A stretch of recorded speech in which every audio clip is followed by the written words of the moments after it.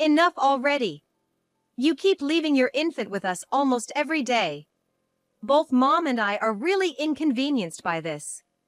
I was bewildered by the sudden angry call from my sister-in-law. What are you talking about? My remark only infuriated her more. Playing dumb, are you? You're unfit to be a mother if you can't even take care of your own baby. This was a completely unfamiliar story to me. After all, I don't even have an infant. Are you mistaken? I've never left my child with you, and my daughter is already 3 years old. Our assertions were not aligning, and my sister-in-law's irritation was palpable. However, my statement seemed to make her realize something was amiss. What do you mean? This wasn't a simple misunderstanding by my sister-in-law. In fact, it was all a calculated scheme by someone else, and she had been deceived too. Then who is that baby? Someone had concocted a series of lies, crafting a perfect scenario. But this call from my sister-in-law began unraveling the lies one after another. The meticulously planned deception fell apart, and the final chapter of the plot turned out to be an irony beyond anyone's imagination. My name is Haley. By day, I'm a salesperson at a major bank, busy with client visits. After work, I rush to the daycare where my 3-year-old daughter, Mabel, waits. Sorry to keep you waiting, Mabel. My daughter runs towards me with a big smile. It's the moment my day's fatigue vanishes. Here, I switch from a salesperson to a mother. It's the start of my mom's duties. After getting home with my daughter, we have dinner, prepare for the next day, and take a shower. Then, I put her to bed, marking the end of my day. This is my daily routine. My husband, Luke, is busy with work and often comes home late. Thus, household and childcare duties are left to me. My husband and I met through work. He was the polite staff member at the company I visited for sales. His company is a small to mid-sized one, but fairly well known, with increasing sales. Our relationship deepened over several meetings, eventually leading to dating. At that time, I was 36, and he was 30. He's very kind and gentle, and I felt comfortable around him, which made me think about marriage. Then, a joyous event occurred. I was pregnant with our child. Of course, Luke was overjoyed, and we quickly got married. We vowed to share both joys and sorrows, building a happy family together. However, the reality of married life was far from my ideal. Haley, you left the laundry overnight again? Stains and odors can settle in. It's important for a businessman to make a good impression. Don't you want your husband to always wear clean shirts? We chose an apartment near my in-laws at my husband's request. But it turned out to be a hellish choice for me. After marriage, I realized that my husband hadn't separated from his mother. He was a so-called mama's boy. He spoke to his mother on the phone almost every day, neglecting the time he should have been spending with me. To my astonishment, most of their conversations were complaints about me. After hearing from Luke, his mother would come over early in the morning to lecture me. I'm doing the laundry now. I couldn't move last night due to severe morning sickness. I know how important it is for a businessman to be clean. I wasn't being lazy. During my pregnancy, the persistent morning sickness sometimes made me leave work early or take a day off. Then the next morning, I'd hear, how nice it must be to sleep all day while skipping work. If you're taking a day off, at least finish the household chores perfectly. Luke is working hard while you're sleeping. At least make dinner for him. I wonder why she can't understand my condition, despite having been pregnant and giving birth herself. Unable to eat properly and exhausted physically and mentally, she relentlessly pressed on me. Pregnancy isn't a sickness. Don't be so soft. Am I the one who's wrong? I can't tell anymore what's right and what's wrong. I was too exhausted to even think about it. Of course, pregnant women with big bellies feel tired. If you can't handle that, you're not cut out to be a mother. My mother-in-law's criticism never stops. You're already 37, aren't you? It's one thing for a younger daughter-in-law, but at your age, you shouldn't be whining. I never complained to my husband or mother-in-law. Yet, she always finds a way to throw a jab at me.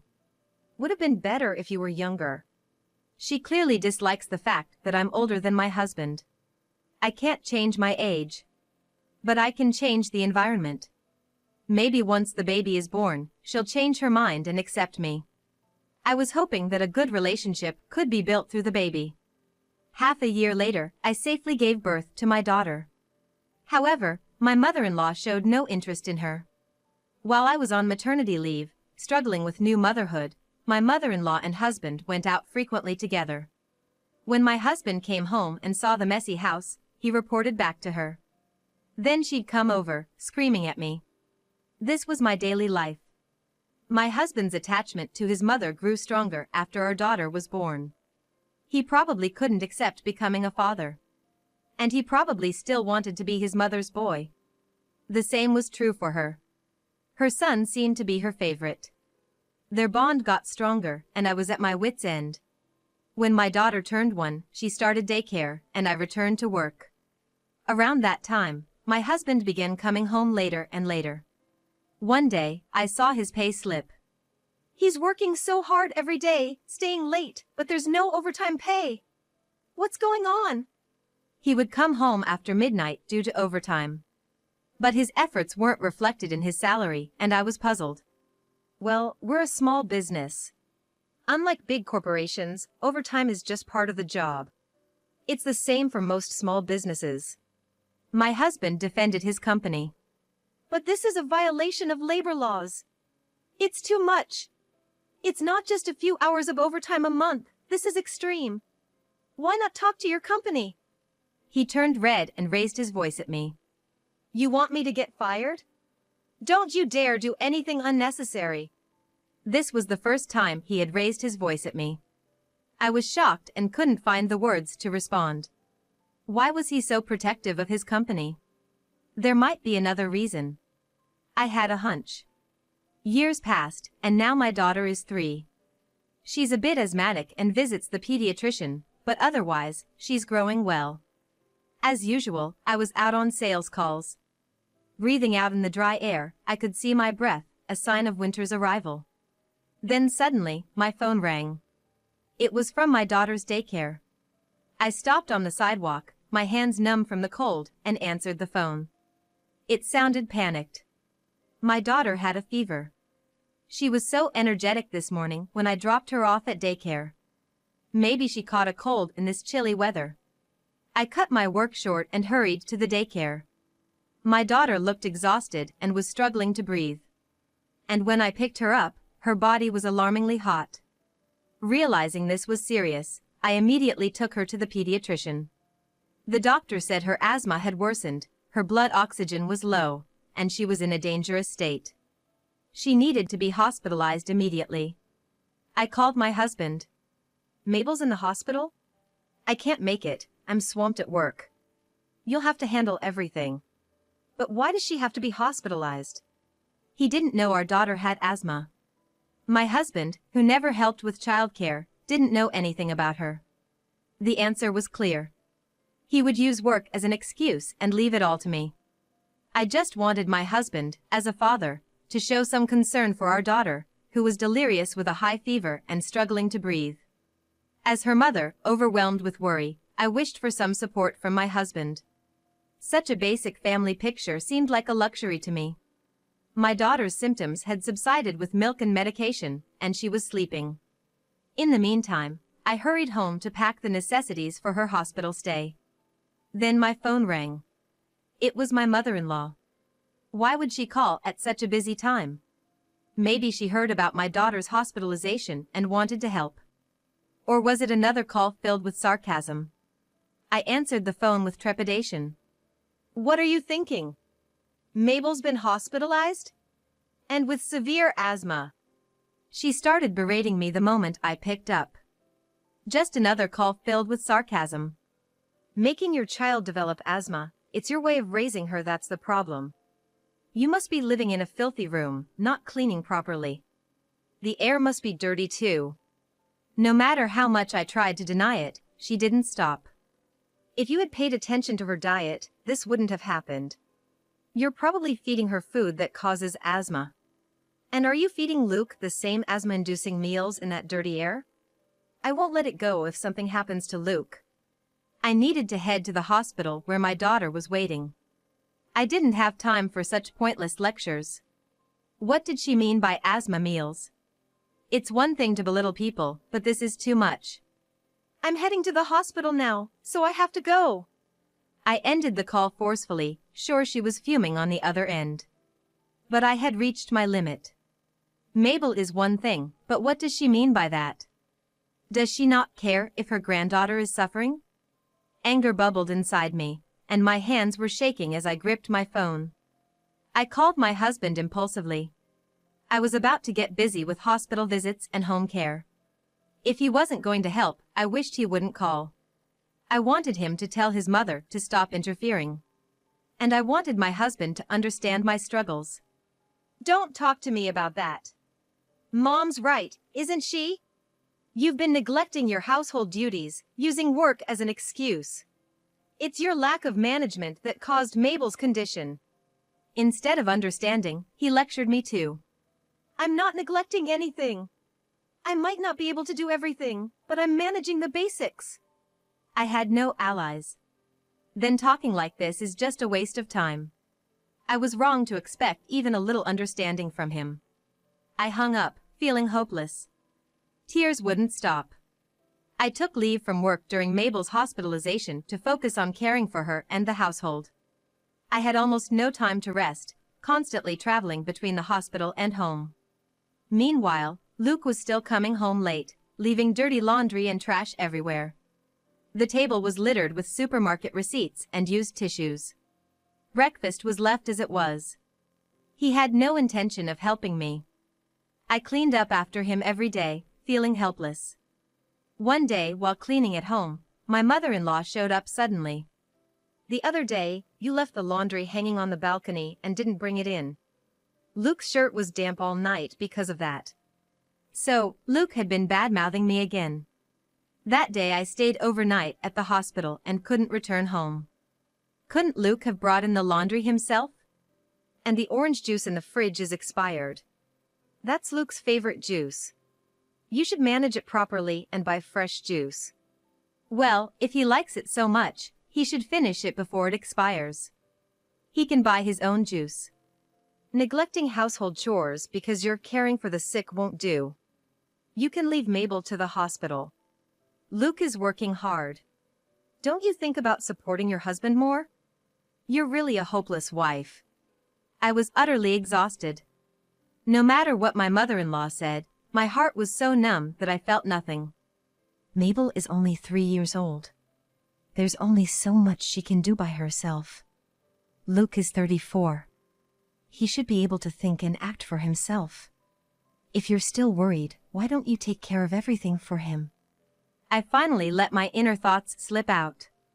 What? What did you just say?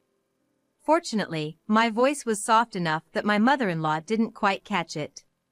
Don't mumble. If you have something to say it clearly. Her loud voice was piercing, and I turned my back on her. I'm off to the hospital now, so I'll have to go. Please buy the orange juice for him. With that, I left the house. My mother-in-law was still saying something. But I closed the door without looking back. Please, I just want her to stop bothering me. I was at my limit with exhaustion and stress. Still, I hurried to the hospital where my daughter was waiting. During Mabel's hospital stay, neither my husband nor my mother-in-law came to visit, not even once. I had asked Luke several times, hoping he would come, but he always refused, citing work. Mabel had fully recovered and was discharged from the hospital after a few weeks. She needed a few days of rest at home. I felt a little relieved as her condition stabilized. Luke continued to come home late, showing no concern for Mabel. Our conversations as a couple gradually decreased. She's discharged now, isn't she? Even a terrible wife like you should be able to manage household chores perfectly now. If not, you're a complete failure as a wife. My mother-in-law called me almost every day, busy with taking care of Mabel and housework. She never offered to help or even asked about Mabel's condition. She called only to make sarcastic remarks. You really are a terrible wife. That's why I dislike older women. Lately, it's been less about housework and more personal criticism. My mother-in-law probably just wanted an excuse to criticize me. Being called a terrible wife every day, I even started to feel mentally drained. One day, I talked to Luke about it. You're called that because you are a bad wife. If you don't want to hear it, try harder. As expected, he sided with his mother. Don't come to me with that. I'm tired. You being like this is also why you're a bad wife. Take better care of your husband. And not getting along with Mom is a failure in itself. You're making such a kind mother angry every day. Look at yourself. You're really hopeless. Instead of support, I received more criticism. I regretted talking to Luke and left the room. I decided not to rely on anyone anymore. After that, Luke and I stopped talking. His return home got even later, and we hardly spent any time together. He even started staying out overnight. Sometimes for consecutive nights. When he did come home, he just dropped his dirty clothes on the floor, packed fresh ones in his bag, and left. Maybe this was all for work. But I couldn't believe that anymore. My mother-in-law's sarcastic calls continued. A woman who's just old and can't provide proper education is far worse than a young woman from a proper family. Lately, my mother-in-law's sarcasm hinted at the presence of another woman. I didn't need her to tell me. I wasn't oblivious. During Mabel's hospital stay, while cleaning up scattered receipts on the table, I happened to see one. It was for women's stockings and underwear. Purchases he couldn't have made if he was working overtime. On my way back from the hospital, I bumped into Luke's boss. I had met his boss several times when I visited Luke's company for sales. His boss even gave a speech at our wedding and had been kind to both of us. Our company is famous for being with no overtime. We even turn off the lights in the office at the end of the day. His words shocked me. Luke had been lying to me, spending his nights with another woman. His infidelity was obvious. I had been struggling alone. Should I endure it for Mabel's sake, or should I just get a divorce? But I couldn't come to a decision. One day, I received a call from an unknown number. Who could it be? Because of the daily calls from my mother-in-law, I had become sensitive to the phone ringing. I hesitantly answered the phone. It was Luke's younger sister. She's 5 years younger than Luke, living with their parents. We hardly ever met, our interactions limited to about once a year. She was busy with her own work and had a fulfilling personal life. Enough is enough. Why do you keep leaving an infant at our house every day? Both Mom and I are so inconvenienced. I was taken aback by my sister-in-law's sudden outburst. What? What are you talking about? My bewildered response only infuriated her more. What do you mean, what? Are you pretending not to know? A mother who can't even take care of her own baby is a failure. This accusation was completely unfamiliar to me. I don't even have an infant. I've never left such a child with anyone. I've always taken care of my daughter alone. I was confused. I took a moment to calm my thoughts. Aren't you mistaken? I've never left my child with you, and my daughter is already 3 years old. I don't have an infant. Our claims didn't align, and my sister-in-law grew more frustrated. But my words seemed to make her realize something was amiss. She took a deep breath and tried to organize her thoughts. What do you mean? I was told it's your baby. Mom and I are exhausted from taking care of the baby every day. If it's not your baby, then whose baby is it? I had no idea. Who was this child that my sister-in-law and mother-in-law were looking after? I don't know, but who told you that and brought that baby to you? My sister-in-law, confused, answered. It's Luke. He brings the baby, saying Haley asked him to. I never said anything like that. And what about my mother-in-law? She should know our daughter is Mabel. Why would she accept this mysterious infant? Is there some reason they are caring for this baby? Or is their inexplicable behavior giving me a bad feeling? We should find out who this baby is. My sister-in-law on the phone agreed. A few days later, I visited my in-laws' house. Luke just brought the baby. He's here now. My sister-in-law whispered this to me quietly as she opened the front door. I nodded and entered the house silently. Laughter from Luke and my mother-in-law could be heard from the living room. They must be playing with the infant. I peeked through the door gap. Luke was cooing at the baby in a high-pitched voice, his expression eerily calm. He had never spoken to our daughter like that. I was stunned. This was really happening. I had evidence, but part of me didn't want to accept it. Luke's affair. But I couldn't look away from the reality in front of me any longer. Okay, Daddy's going to work now. Be a good baby, Luke said, standing up and walking out of the living room with a smile. Huh? Then he saw me in the hallway. His eyes widened, and his face changed color dramatically. He was speechless at the unexpected encounter. Frozen in place. Luke, what's wrong? My mother-in-law asked, approaching with the baby in her arms. And peeking out from behind Luke. Why are you here? She was shocked and seemed confused when she saw me. She desperately tried to hide the baby. So, you neglect our family and happily spend time with your mistress's baby. I had endured and turned a blind eye to Luke's infidelity until now. But with this, all the pieces fell into place. It was time to confront these two. The baby of his mistress? How dare you say that? Apologize now, my mother-in-law retorted, taking over for my visibly nervous husband. The rude one is you. You've been mocking me all this time. There's no way you didn't know anything. Then I turned to my husband. Must have been fun to cheat with such a young woman, right? I said, scattering dozens of photos on the floor. What is this? My sister-in-law was stunned looking at the photos. All of them showed my husband with a young woman. There were photos of them entering a motel arm in arm and others of the woman holding an infant. Walking around town with the two of them. Of course, that infant was the same one they lied about, claiming it was mine and leaving at my in-laws' house. This baby, is it with your mistress? That's the worst. What are you doing? My husband was frozen like a deer in headlights. Sweat trickling down his face. No use making excuses. I've investigated everything.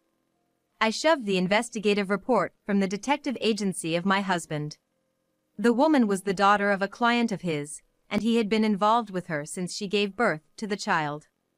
All his late nights at work were a lie. He finished work at his usual time and headed straight to her house. You're truly despicable. What were you planning to do from here? My husband finally spoke, trembling. The woman's pregnancy had been an unexpected situation. He had hidden the fact that he had a wife and child, so she believed he was single. When she got pregnant, she pressed for marriage, and he was at a loss. Eventually, he couldn't handle it alone and confided in my mother-in-law. At first, she was shocked and scolded him. However, she quickly took a liking to the young woman, a president's daughter, and encouraged him to divorce me and marry her instead. But he couldn't marry her immediately because he was already married. He lied about family issues and made a deal that she could leave the baby at his parents' house whenever she went out. She started leaving the baby there almost daily. My mother-in-law, fully supporting the marriage with the mistress, agreed to take care of the baby. My mother-in-law and my husband made up the lie that the baby was mine to keep it hidden from my sister-in-law. How far were you planning to go with your lies, deceiving me, your mistress, her family, and even your dear sister? My sister-in-law was speechless, appalled. I'm sorry. My husband finally apologized to me and her. But did he think that was enough to resolve our issues? It wasn't going to be that easy. You owe an apology to more than just us. There's another family furious with you. My words made him pale. What? You don't mean? Yes, exactly that. I had already told everything to the family of his mistress. How could you lie about being single to your client's daughter? This could ruin not just your personal reputation but also your company's. No way! My husband collapsed to his knees, drained of color. Unfortunately, I'm not a liar like you. Her parents are furious. They said they're going to sue you. My husband crumbled, holding his head. Realizing he had no escape, he blurted out something unexpected. It's not my fault. This was all Mom's order. I just followed what she said. It's not my fault. Sue this one if you're going to sue someone. I was dumbfounded by my husband's sudden shift in attitude. Blaming his mother? Wasn't it his responsibility for cheating and fathering a child? To call his own parent this one? My mother-in-law couldn't stay silent at my husband Luke's behavior. And, what do you mean my order? You're the one who came to me for advice. I've been desperately cleaning up your mess, even taking care of the baby. The ugly quarrel between them started. Shut up. You're the one who said to leave everything to you. Now look at this mess. How are you going to take responsibility? Luke's argument was ridiculously foolish. Take responsibility?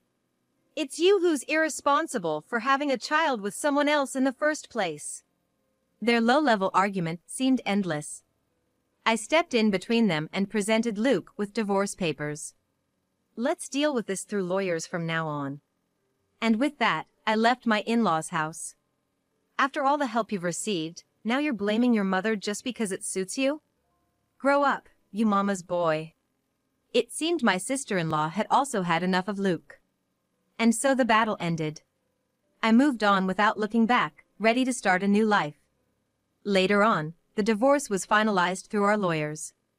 With numerous proofs of infidelity and my testimony, I could proceed with the divorce. He agreed to pay child support monthly. My daughter showed no particular emotion about her father's absence. Having no memories with him, it wasn't surprising. Moreover, my ex-husband was sued by his mistress. His lies about being single and getting her pregnant had caused her great shock. As a result, he had to pay her a large amount in damages and child support. Left with no money for rent, Luke moved back to his parents' house. He worked day and night, juggling a day job and part-time work. But the client's president, still furious, eventually called off the deal with Luke's company. This incident spread throughout the company, and Luke lost his standing. Unable to bear the cold stares of his colleagues, he was forced to resign.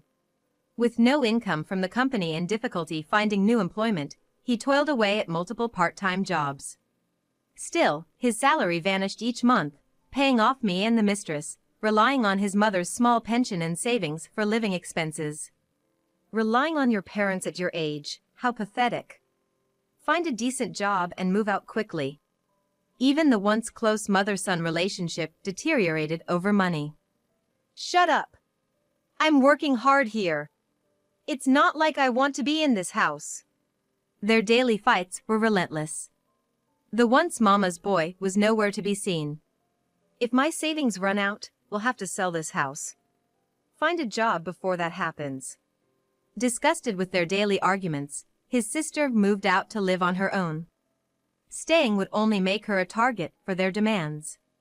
Leaving was the smart choice. Months later, I happened to pass by Luke's house. The house I knew was demolished, and a new one stood in its place. Probably, Luke couldn't find a job after all. His sister, tired of their constant begging for money, had likely cut ties with them. No one knew where Luke's mother and Luke ended up. Post-divorce, I moved to a new area, enjoying life with my daughter.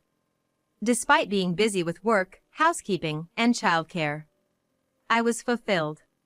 Mom, see you later. My daughter cheerfully headed out. Have a good day. I watched her leave. Now, off to work. And so, another new day began.